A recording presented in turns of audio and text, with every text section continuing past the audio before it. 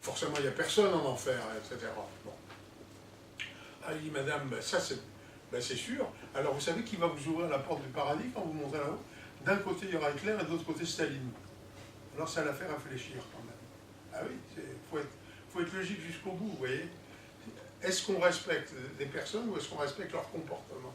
C'est les comportements qui font la différence. Mais la personne en elle-même, elle est respectable, même si elle a des comportements qui ne le sont pas. Ça, c'est capital d'enseigner ça aux jeunes. Respecter toute personne.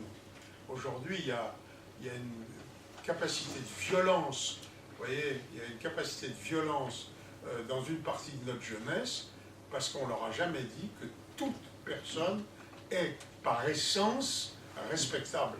C'est ce que le philosophe appelle l'éminente dignité de la personne humaine, que nous, les chrétiens, on appelle la dignité d'enfant de Dieu, mais c'est la même. C'est le seul fait d'être une personne, ça nous rend, voyez, respectable, digne de respect. Donc ça, c'est absolument capital.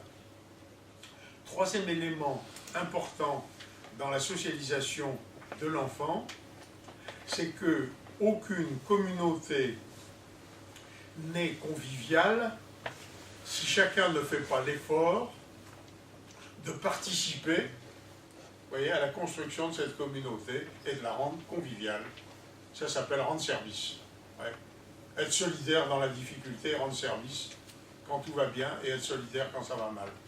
Voilà. Ça, c'est trois choses qui sont capitales. Si on n'apprend pas ça entre 0 et 5 ans et demi, beaucoup plus difficile après.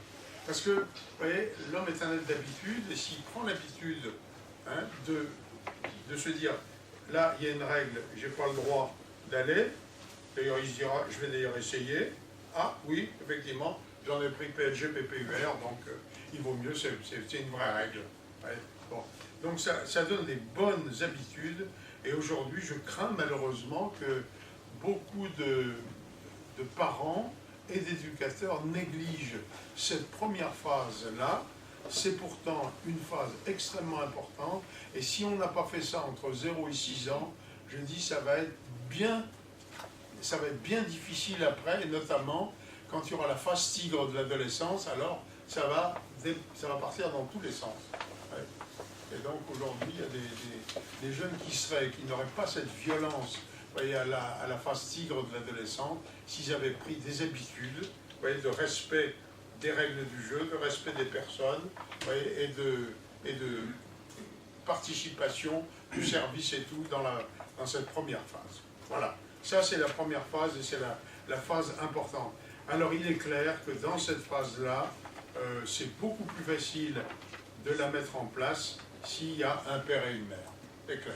Hein. Là aussi, on a vraiment des résultats sociologiques. Hein. C'est plus dans la nature du père, vous voyez, de donner ses règles, et ça protège la mère. Ça protège la mère. La mère peut d'autant plus, vous voyez, donner la plénitude de son don et de son amour si elle est sécurisée par des règles du jeu, vous voyez, données par le père. Et si au lieu de vouloir gouverner elle-même, les enfants savent très bien que la mère, c'est pas fait pour gouverner, parce qu'il dit, quand maman veut se faire respecter, elle crie. C'est bon signe, ça veut dire qu'elle n'est pas faite pour ça, quoi. Le père n'a pas besoin de crier. Alors, il y a beaucoup de mères, d'ailleurs, qui font l'erreur de vouloir continuer, c'est une forme d'orgueil, à faire régner le gouvernement par elle-même, de peur d'être obligée de dire, ah, en sortant la photo du commandeur, papa l'a dit. Et pourtant, c'est très, très important que la mère puisse dire, papa l'a dit, ça la dédouane, vous voyez, ça lui permet de continuer à exercer la plénitude de son amour en étant en même temps sécurisé par les règles du jeu. Bon. Donc il y a, moi, ce que j'appelle une complicité, vous voyez, à établir entre le père et la mère pour l'éducation. Le problème, c'est qu'aujourd'hui, même dans les couples qui ne sont pas séparés, il y a des tas de pères qui se refusent à faire ça. Hein, on leur a donné l'image du papa poule comme si c'était quelque chose de très bien. Ben non, le papa, il faut qu'il soit un papa coq. Ouais, c'est aussi simple que ça. Papa coq et pas papa poule.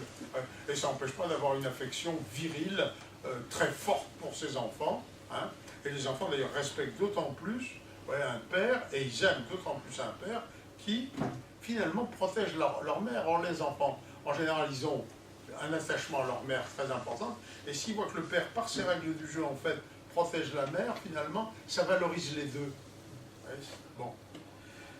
Hélas, malheureusement, je reconnais qu'il y a à la fois beaucoup de pères qui sont partis, c'est un fait, et deuxièmement, beaucoup de pères qui ne sont pas partis, mais qui ne jouent pas leur rôle. Ouais. La socialisation, c'est le chantier majoritaire du père. Ouais. Dans la petite enfance, c'est le grand chantier du père. Voilà. Alors, qu'est-ce que vous proposez? Parce que je peux simplement énumérer les autres chantiers. Alors, ça les traiter. Normalement, à 20h15, nous interrompons pour pouvoir... Très bien. Voilà. Très bien. À 21h15. Alors, je vais simplement annoncer